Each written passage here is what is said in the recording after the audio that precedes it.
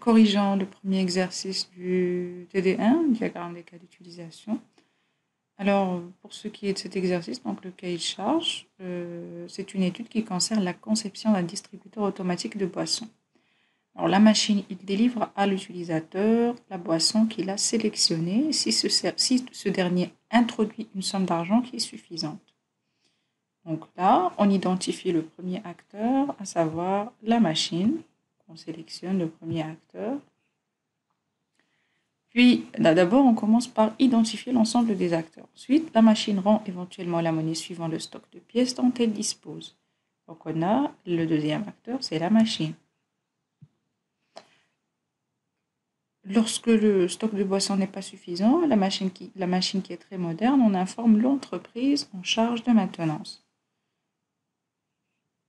Un opérateur est alors envoyé par l'entreprise pour renouveler et récupérer l'argent. Donc, on a l'entreprise en charge de maintenance, et on va souligner juste l'entreprise, et puis on va souligner l'opérateur. Voilà, donc ça, c'est nos quatre acteurs pour ce diagramme de cas d'utilisation. Par la suite, on va identifier pour chaque acteur quelles sont les fonctionnalités que cet acteur effectue dans le système. Alors, pour ce qui est de l'utilisateur, la machine ici a été déjà soulignée. Il faut souligner l'utilisateur. Alors, la question, comment décider est-ce que c'est un acteur ou c'est pas un acteur au niveau du système?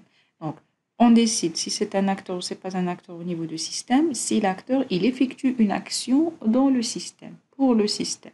Donc, s'il a une fonctionnalité qu'il prend en charge, alors dans ce cas-là, c'est un acteur.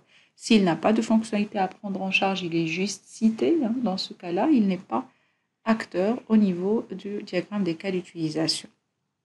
Alors, la première des choses, donc passons à cet environnement de travail et vous suivez avec moi la solution et en même temps on discute des cas d'utilisation. On commence par l'utilisateur. Alors, on a un acteur utilisateur, il faut revenir au texte et voir toutes les tâches que l'utilisateur il fait. Donc, la machine délivre à l'utilisateur la boisson qu'il a sélectionnée. Donc, l'utilisateur, il a sélectionné une boisson si ce dernier a introduit une somme d'argent suffisante. Donc, l'utilisateur, il achète une boisson et pour acheter la boisson, il faut sélectionner la boisson et il faut introduire une somme d'argent. Donc, comment on va exprimer ceci? On va dire l'utilisateur, il a un cas d'utilisation achète boisson. Et puis, pour acheter une boisson, il faut introduire de la monnaie, il faut choisir une boisson. Ça, c'est pour l'utilisateur. Dans un diagramme des cas d'utilisation, il ne faut pas penser à ordonnancer les tâches, ni faire des relations entre des cas d'utilisation qui sont indépendants, ni gérer des flux, ni rien du tout. Il y a des diagrammes qui font ça. Pour le diagramme de cas d'utilisation, sa fonction principale est identifier les acteurs du système et puis les fonctionnalités de chaque acteur. On va passer maintenant au deuxième acteur, à savoir la machine. La machine, qu'est-ce qu'il fait? Il délivre la boisson. La première des choses. Donc, la machine, elle délivre la boisson. La machine, il rend la monnaie suivant le stock de pièces dont il dispose. Donc, s'il dispose des pièces, il va rendre la monnaie. Si elle ne dispose pas de pièces, il ne va pas rendre la monnaie. Ça, c'est 2. 3. Donc, qu'est-ce qu'on va faire? On ajoute déjà ces 2 cas d'utilisation. Donc, la machine,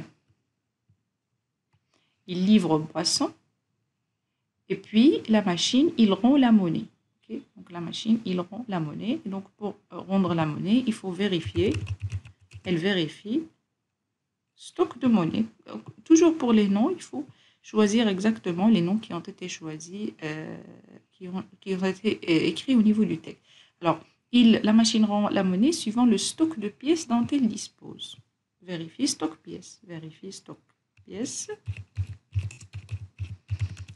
Voilà. Donc, pour rendre la monnaie, elle vérifie le stock de pièces et il livre la boisson pour l'utilisateur. Puis, la machine, lorsque le stock de boissons n'est pas suffisant, la machine qui est très moderne, on informe l'entreprise en charge de maintenance. Donc, la machine, il informe l'entreprise. Dans quel cas? La machine, il informe l'entreprise et pour informer l'entreprise, elle vérifie le stock de de boisson. Donc, ce sont tous des includes parce que c'est des options qui sont obligatoires. Donc, pour informer l'entreprise, il faut vérifier le stock de boisson. Sans la vérification, on ne peut pas informer l'entreprise. Alors, on a l'acteur entreprise. Donc, la limite, on disait, pourquoi mettre l'entreprise comme étant un acteur? Si on a uniquement dit, lorsque le stock, il informe l'entreprise, et puis on s'est arrêté là, on dit, donc un opérateur, il renouvelle et récupère l'argent, on n'a pas de fonctionnalité à donner à l'entreprise. Donc, c'est une information qui remonte uniquement. Mais là, qu'est-ce qu'on dit? On dit que un opérateur est alors envoyé par l'entreprise pour renouveler et récupérer l'argent liquide. Donc, dans ce cas-là, déjà, l'action et l'acteur et les fonctionnalités, les cas d'utilisation. Donc, l'opérateur, il va renouveler le stock de boissons. Ici, si on ne veut pas il renouvelle les stocks. Apparemment, c'est les deux stocks. Hein. Pour le renouveler, donc un opérateur est alors envoyé pour le renouveler. Il va renouveler le stock de boissons et puis il va récupérer l'argent liquide. Et on a aussi une fonction de l'entreprise qui envoie l'opérateur ou bien qui identifie un opérateur pour aller à la machine et l'alimenter. Donc, les choses à éviter. On a compris quelles sont les cas d'utilisation. Les choses à éviter. Éviter de relier entre les cas d'utilisation, à savoir acheter boisson et livrer boisson et faire une ligne entre les deux. Ça ne veut rien dire. Livrer la boisson, c'est une fonction de la machine. Acheter la boisson, c'est un cas d'utilisation de l'utilisateur et donc il n'y a aucune raison pour les relier. Envoyer l'opérateur et renouveler stock et récupérer. Relier ces cas d'utilisation aussi, ça ne veut rien dire. On n'est pas là pour faire une hiérarchie. Donc, s'il y avait des options à chercher, que ce soit des options qui sont obligatoires ou qui sont optionnelles, il faut les chercher à l'intérieur de chaque cas d'utilisation. Et dans ce cas-là, par exemple, pour faire l'achat, il faut introduire la monnaie, choisir le poisson. Dans ce cas-là, on a des includes pour l'introduction de la monnaie. J'espère que ça a été clair pour les cas d'utilisation. Donc, encore une fois, je récapitule comme astuce. La première des tâches à faire, il faut identifier vos acteurs. Puis, pour chaque acteur, il faut identifier quelles sont les tâches qu'il effectue pour le système en question. Et puis, une fois on a un cas d'utilisation, il faut chercher à l'intérieur de notre texte, est-ce qu'il y a des choses qui explicitent ce cas d'utilisation, à savoir des options qui sont obligatoires, à savoir des includes, c'est-à-dire pour acheter le boisson, il faut absolument introduire de la monnaie, il faut absolument choisir du poisson. On ne peut pas faire sans ceci. Ou bien des options qui sont optionnelles et qui ne sont pas, donc par exemple, donc là on n'a pas dans le cas de cet exercice un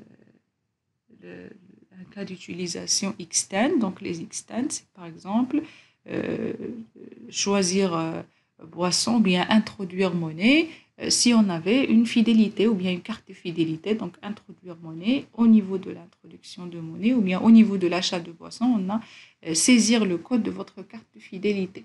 Si, par exemple, cette entreprise, il donne des cartes de fidélité pour les employés. Donc, si vous êtes employé au niveau de l'entreprise qui contient la machine, il suffit d'introduire votre code et c'est votre entreprise qui prend en charge le boisson.